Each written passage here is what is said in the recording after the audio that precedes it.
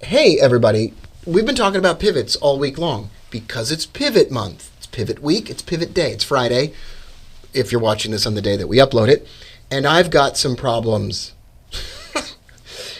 I've got problems, but most of the problems are not trading related. But I do have a trading related problem, and I'd like you to look at my trading account and I want to just show you a sizable loss, something that would maybe annoy or worry other people. Take a look at my chart right now. Check this out. If I take a screenshot of one of my live accounts here right now, you can see I've got an open losing set of positions that are losing $874. This is a $60,000 trading account. Everything was going reasonably well earlier this week, and then the European Economic Union announced that they want to trash the euro. And when they want to trash the euro, that's bad news for the euro.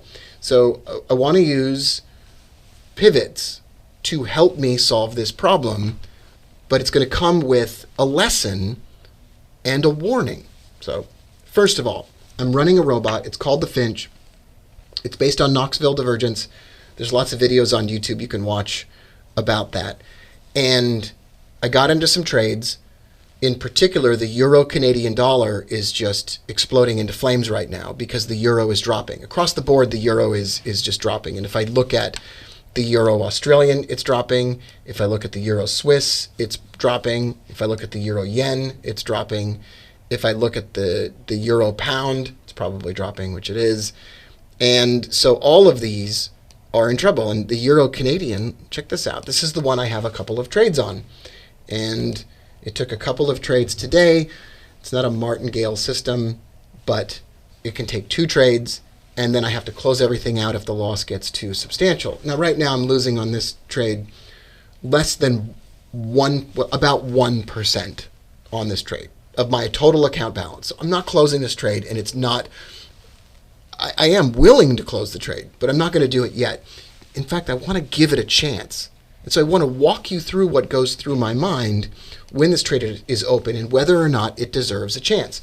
So if we look at the chart here, and I know it's a dark background chart, there is a green weekly pivot on this chart. And all day I said, well, this is likely on the way to that weekly pivot. But when it hits that weekly pivot, it's likely to bounce. No matter what else is going on and what the news is, it's likely to bounce slightly, at least a little bit, at that level.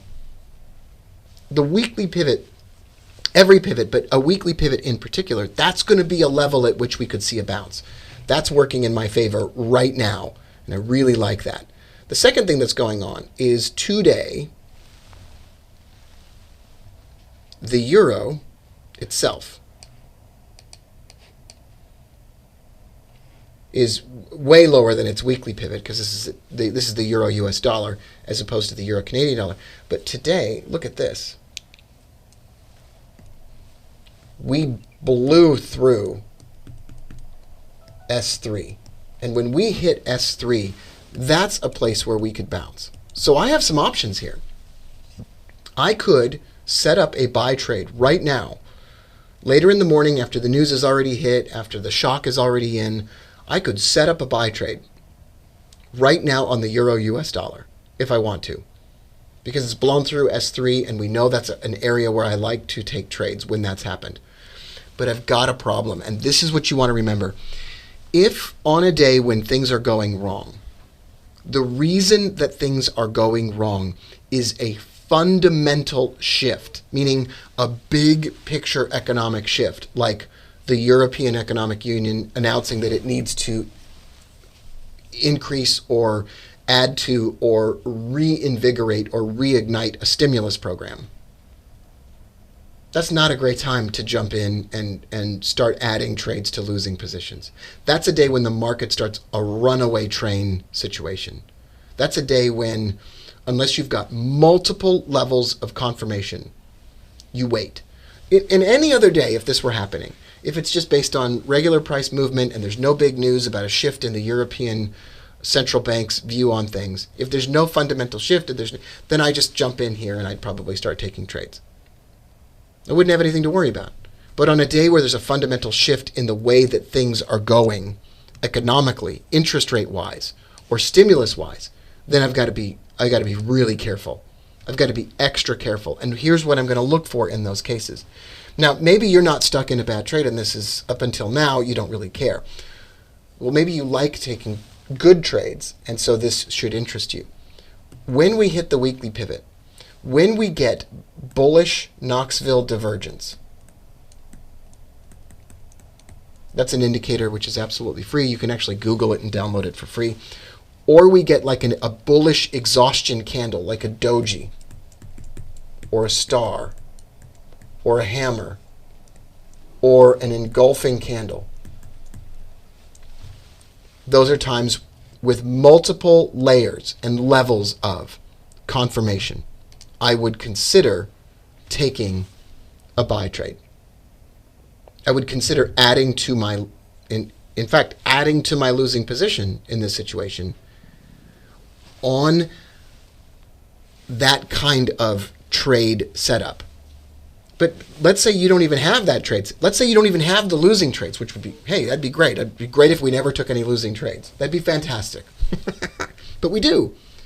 If I had a completely blank slate here and no trades open, this is exactly a prime time setup. This is a prime setup. This is just exactly the kind of situation I'd look for.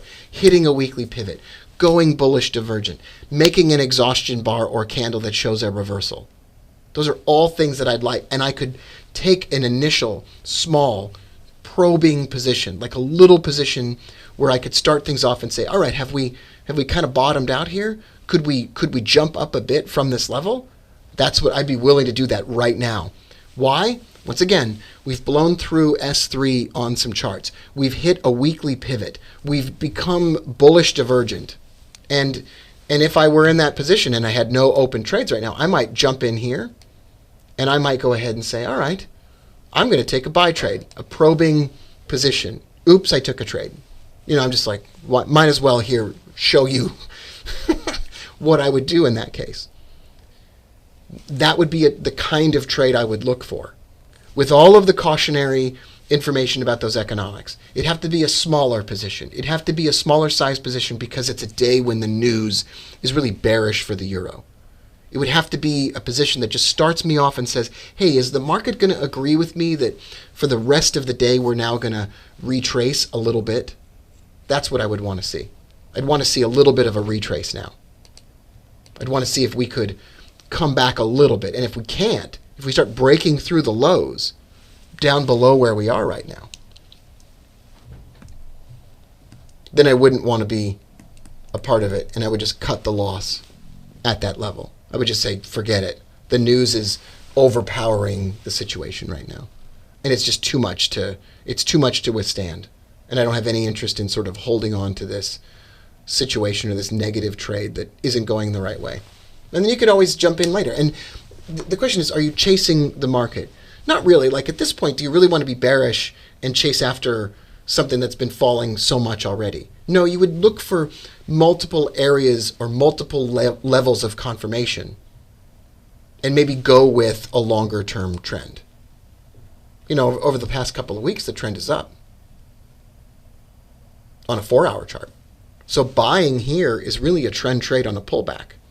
But you'd want to wait a really good long time before you did that. You'd want to make sure that you waited until you hit that weekly pivot or blew through S3 and created some bullish divergence and had a candle pattern that was like an exhaustion pattern that showed a reversal. All right, that's it.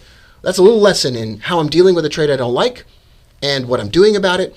And if I never had that trade in the first place, how I would go about the process of considering actually taking that trade as its own setup. I'm Rob Booker. Thanks for watching. Leave a like, leave a comment. Let me know you enjoyed this week on Pivot Week. I'll put a link to download that pivot point indicator in the comments below, in the description below, in the whatever below. Bye for now. Love you. I'll see you soon.